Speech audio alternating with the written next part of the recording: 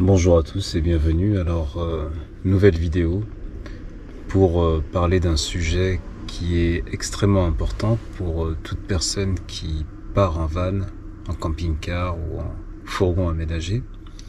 C'est la question de l'eau, sujet d'actualité, et il y a tellement de choses à dire sur ce sujet que j'ai souhaité en faire une vidéo. Alors l'eau, elle est de plus en plus rare. Il est de plus en plus difficile d'accéder à l'eau. Cette eau est très utile pour les personnes qui partent en voyage avec leur camping-car, avec leur van aménagé. Alors comme au moment où je tourne cette vidéo, vous avez pu voir qu'avec les restrictions liées à la sécheresse, il y a une certaine limitation de la consommation. À titre personnel, j'ai pu voir sur certains spots des messages de certains maires qui avaient fermé des fontaines, tout simplement.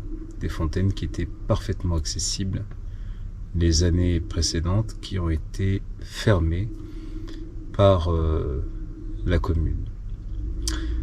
Pareil pour les douches. Il se trouve que j'étais entre autres à 800, à plusieurs endroits, dans la côte d'Opale, et donc les douches étaient fermées. Et je pense qu'il y a plein d'endroits comme ça en France où on pouvait à l'époque se doucher après une séance de natation à la mer, et maintenant on peut plus. Donc c'est pour dire que l'eau est devenue de plus en plus difficile. Elle n'est pas forcément rare, mais il est de plus en plus difficile d'accéder à l'eau. Et vous l'avez peut-être remarqué.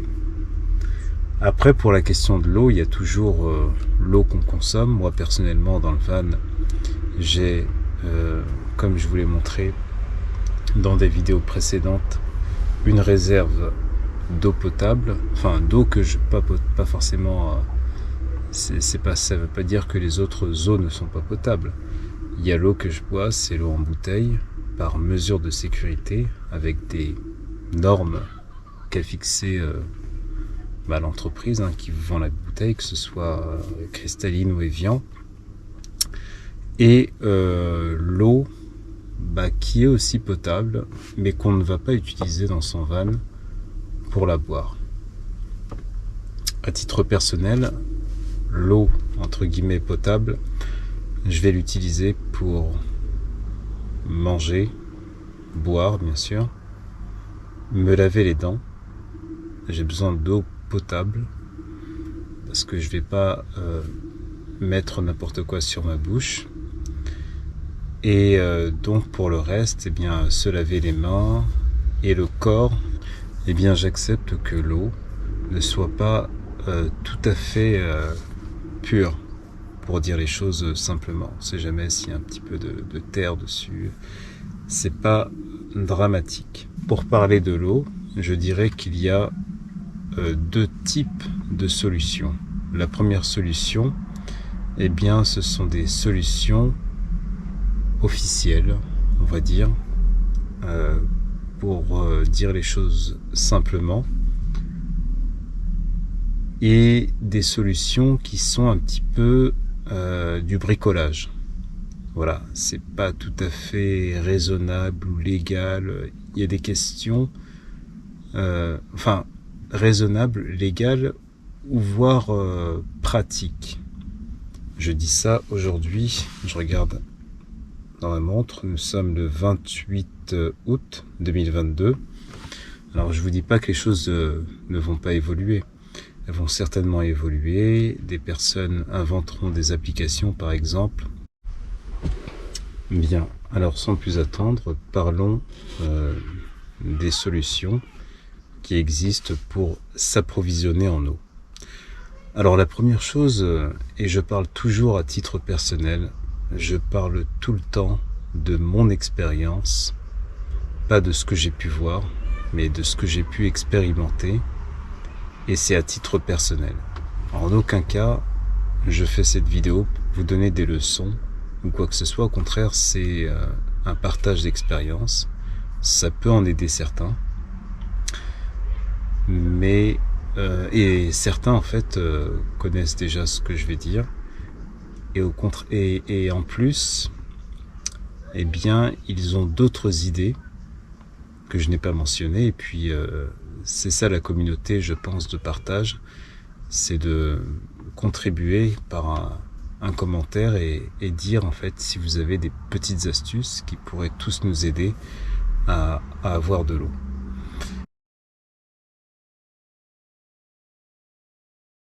Et bien quand vous partez, le plus souvent pour ceux qui aiment voyager en van, eh bien c'est tout simplement la maison. À la maison, eh bien vous faites le plein. À titre personnel, j'ai 30 litres à peu près, on va dire, d'eau, je veux dire pour me laver, pour faire la vaisselle, et un week-end en fait avec 30 litres d'eau, eh bien ma foi ça suffit amplement. Vous partez vendredi soir, vous revenez dimanche, vous partez avec cette réserve d'eau de 30 litres, eh bien vous avez ce qu'il vous faut normalement pour votre voyage.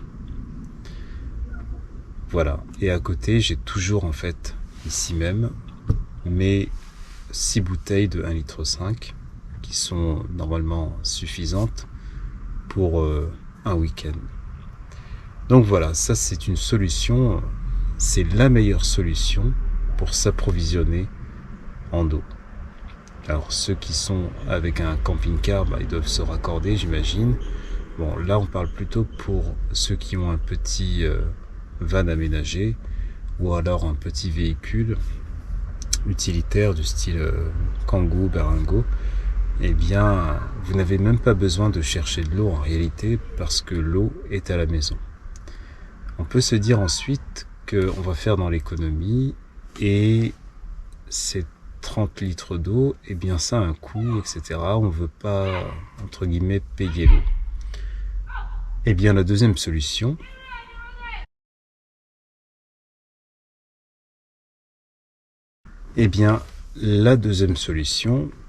qui est pratique, où il n'y a aucun problème, c'est les aires de service de camping-car. Alors vous en trouvez à différents endroits. Moi, là où j'habite, il n'y en a pas du tout. Il faut faire au moins 10 km, voire 15 km pour trouver de l'eau. Bien sûr, je parle d'une aire de service homologuée pour camping-car. Et puis voilà, donc parfois vous en trouvez pas en fait 30 km à la ronde, c'est pas prévu. Et surtout dans les petits villages, eh bien ce n'est pas prévu des aires de service. Mais bonne nouvelle, pardon, on en fait de plus en plus. Donc vous allez là-bas, vous regardez bien, faut avoir l'habitude. Ce que je fais, à titre personnel, c'est que eh bien j'observe bien la borne. Vous avez en général un côté pour l'évacuation et le rinçage, donc ça c'est pour ceux qui ont une cassette, et de l'autre côté vous avez très souvent un robinet. Voilà, c'est donc une borne comme ça. Je vais essayer d'en afficher une à l'écran pour que vous puissiez voir.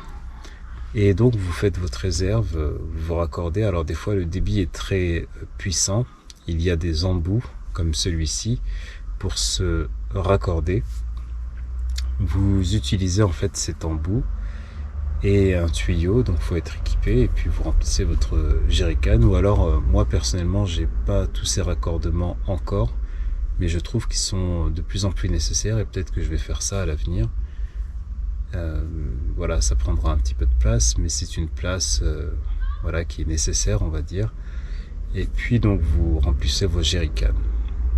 Donc voilà, jusque là je prenais mon bidon, je le mettais sous le robinet, même si c'est très fort, et puis je remplissais mes bidons. Parfois ça m'est arrivé dans l'aire de service de camping-car de Bruges, eh bien ça s'arrête pas. Vous mettez une pièce et donc vous avez 1 minute, mais ça m'a paru plus long, hein. On aurait plutôt dit 3 minutes, d'eau à débit extrêmement puissant. Et voilà, donc j'ai rempli ce que j'avais à remplir. Bien, alors troisième astuce, ou troisième lieu pour trouver de l'eau, eh bien c'est les campings. Donc c'est pas tout à fait une aire de service parce que voilà, vous êtes là pour camper. L'aire de camping, donc vous faites exactement la même chose. Par contre, et ce conseil que je m'applique et que je vous recommande aussi, c'est de faire attention à la borne. Tout à l'heure, je vous ai parlé en fait d'un robinet pour remplir l'eau, et au dos, parfois, hein, vous avez au dos un autre robinet d'eau, et vous vous demandez si c'est potable ou pas. En réalité, elle est potable, et vous avez une sorte de trou, c'est pour évacuer vos eaux grises. Et parfois, vous avez comment dire, une grande grille pour évacuer aussi les eaux grises et les eaux noires, comme vous pouvez le voir sur la photo qui s'affiche maintenant. Attention, parce que lors du rinçage, donc la personne se présente avec sa cassette. Voilà à quoi ressemble une cassette pour ceux qui ne savent pas. Et puis, eh bien, il met vous voyez le bout là, le tuyau qui ressort de la cassette, eh bien, il doit rincer ça en réalité. Il doit mettre de l'eau et puis secouer. Ceux qui ont un camping-car savent. Enfin, ou des toilettes chimiques, j'ai envie de dire.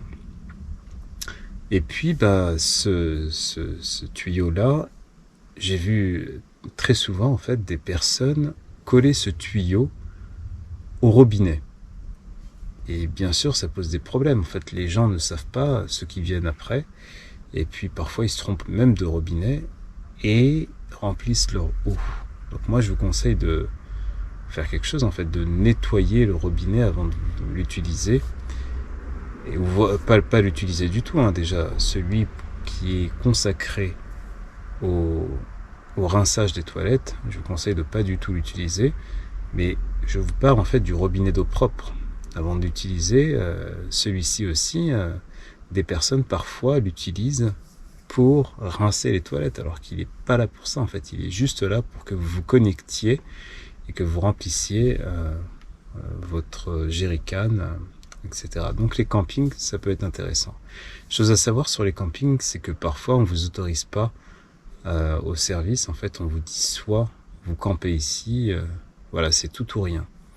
Et parfois, c'est à des tarifs exorbitants. Rares sont les campings qui pratiquent des tarifs raisonnables. Mais en général, si ça peut vous rassurer, je vous dis ça juste par mesure de prévention, on va dire.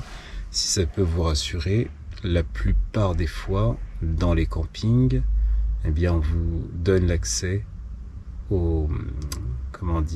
l'accès à l'eau moyennant quelque chose, hein.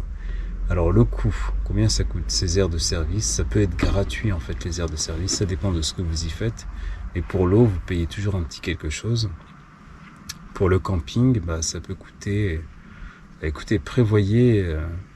Pour l'aire de service, moi j'ai vu le plus bas que j'ai vu, c'était 50 centimes.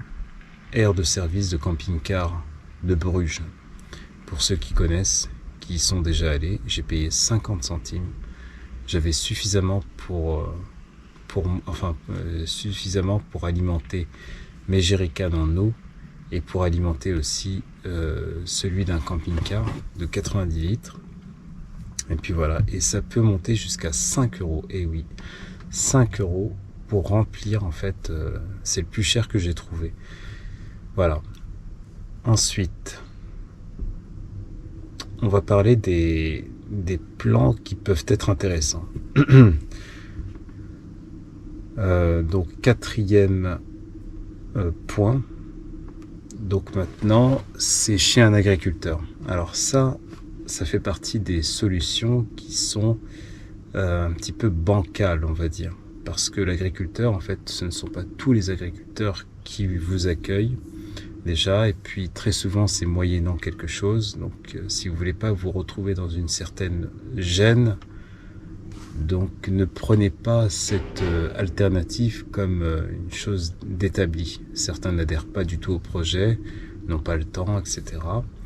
Donc les agriculteurs, et rappelez-vous encore de la question actuelle, d'actualité, de la sécheresse. Donc l'accès à l'eau, je pense qu'il va être de plus en plus difficile dans les années qui vont venir.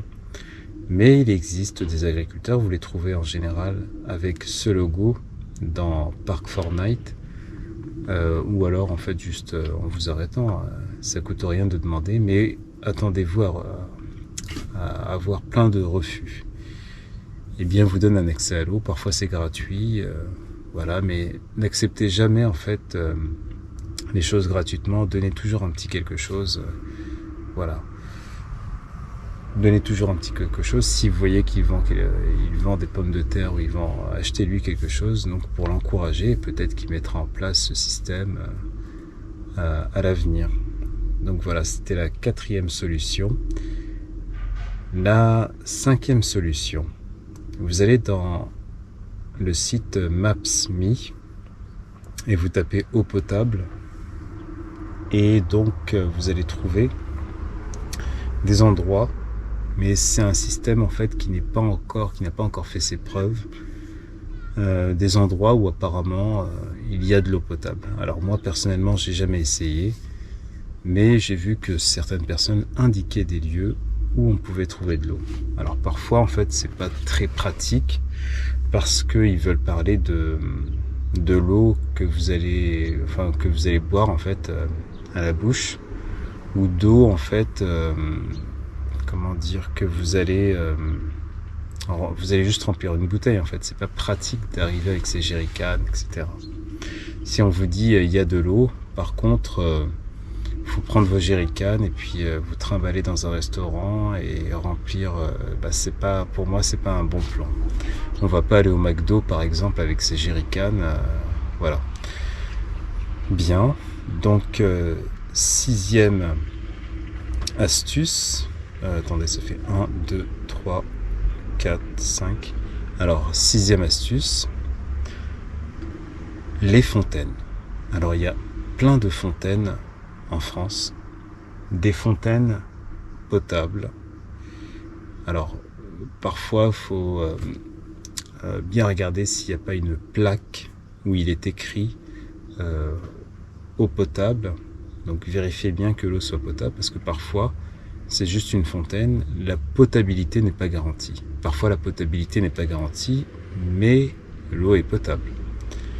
Donc voilà, c'est à vos risques et périls. Par contre, quand il est écrit potable, normalement la commune s'engage à ce qu'elle le soit. Elle doit effectuer des vérifications qui s'imposent pour certifier de la potabilité de cette eau. Alors les fontaines, là aussi, c'est pas tout à fait ce qu'il y a de pratique, parce que déjà c'est parfois des fontaines où ça coule comme ça, hein. Il y en a, j'en ai vu à Paris. Regardez en fait cette vidéo, et parfois c'est des fontaines où il faut appuyer, comme ici. Alors ces fontaines, eh bien, si ça ne vous gêne pas de vous trimballer avec vos jerrycans et récupérer cette eau, eh bien je dirais pourquoi pas. Pourquoi pas. À titre personnel, je l'ai déjà fait, ça m'a pas plus dérangé que ça. Il y a même une fois où je l'ai fait, c'était juste pour laver ma voiture avec 2 bidons, une ancienne voiture, je vais dire.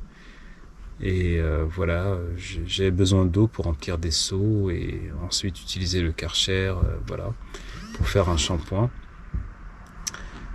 Et ça peut être une solution, donc ces fontaines.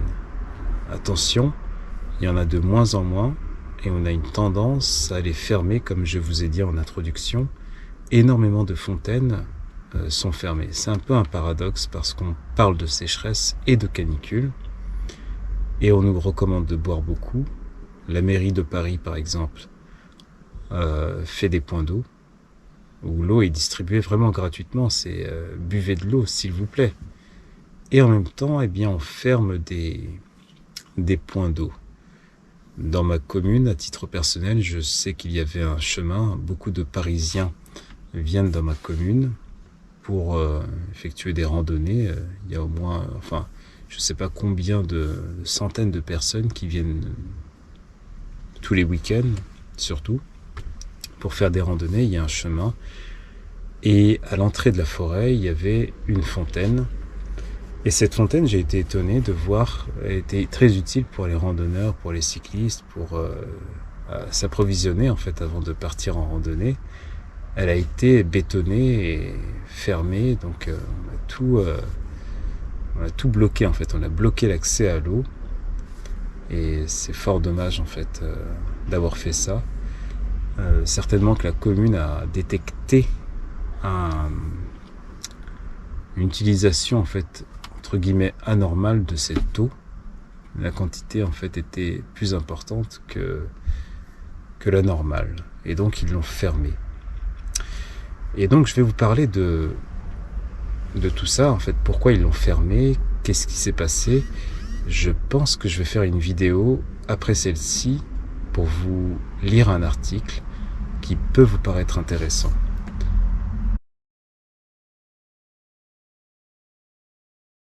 Certains pensent que c'est un bon plan et puis ils partagent ça, ils disent allez dans les cimetières et vous verrez en fait, j'ai l'expérience, c'est dans les cimetières qu'on trouve de l'eau, je connais bien la van life. Et puis voilà, vous prenez de l'eau, mais ils se sont pas posé la question de est-ce que c'est légal? Est-ce que le maire est d'accord? Est-ce que ça se fait en fait de prendre l'eau du cimetière sans payer finalement? Est-ce que c'est pas du vol? Voilà. Donc ils se posent pas du tout la question et puis ils ne réfléchissent pas en fait aux conséquences que ça a. Et je vous déconseille en fait de faire ça. Je rajouterai une chose, c'est que cet été j'étais à Calais. Je suis allé au cimetière pour d'autres raisons en fait. J'aime beaucoup visiter les cimetières, tout simplement. Et donc là c'était pour voir les tombes des soldats qui sont tombés en fait à la Première Guerre mondiale. Et puis voilà, donc j'ai voulu voir le système de l'eau, par curiosité bien sûr. Et quand j'ai actionné cette fontaine, c'était une fontaine déjà qui s'actionne d'une certaine manière, donc il fallait tourner un truc là, un bidule. Et quand vous tourniez le robinet, en fait vous le tourniez un quart de tour comme ça, et bien l'eau coule, mais vraiment tout doucement. Donc si vous comptez remplir vos jerrycans avec ça, je pense que ça va pas trop le faire, quoi. Ça va pas trop le faire. Donc cimetière, mauvais plan. Et je vous prépare une vidéo pour vous lire un article sur les cimetières et voilà ce que font certaines personnes. Je pense que le maire en fait qui a été interviewé dans cet article n'a pas compris en fait ce qui se passait, mais vous l'avez deviné. Donc on lira ensemble cet article et puis vous me ferez part de vos commentaires. Bien, la vidéo se termine. J'espère avoir parlé de la plupart des astuces pour trouver de l'eau. Du moins, les astuces qui me paraissaient les bonnes. Bien sûr, il y a plein de choses que j'ai occultées parce que je ne les connais pas. Tout simplement, je ne prétends pas tout connaître et j'ai une expérience vraiment personnelle de la vie en van. Il y a déjà un petit moment en fait que je voyage ainsi. Ce n'est pas mon lieu d'habitation et ce sera, je pense, après on ne peut pas avoir de certitude, ça sera jamais mon lieu d'habitation. Voilà, parce que Pour moi, il y a les voyages que j'effectue en van principalement, et il y a la vie. Donc, je ne conçois pas vraiment de vivre dans un van comme le mien. Après, certains peuvent le faire parce qu'ils n'ont pas le choix. Mais mon van, en fait, n'est pas adapté pour la vie nomade, même si je respecte tout à fait les personnes qui ont choisi ce mode de vie. Et pour certains, c'est possible. Pour moi, c'est pas possible. Voilà toute la différence. Bien, il y a des points que j'ai pas cités, en fait. J'ai pas parlé de l'eau des rivières pour s'approvisionner en eau. Voilà, il y a d'autres... Les mares, par exemple, pour moi, c'est pas potable. Enfin, j'en ai pas parlé. Je sais que certains en parleront ou auront d'autres astuces. Et puis, voilà. Donc, dites-moi ce que vous en avez pensé dans les commentaires. Et dites-moi si vous avez d'autres astuces qui tiennent la route. En attendant la prochaine vidéo, je vous souhaite une bonne journée ou une bonne soirée. Et j'espère vous retrouver très bientôt. Ciao.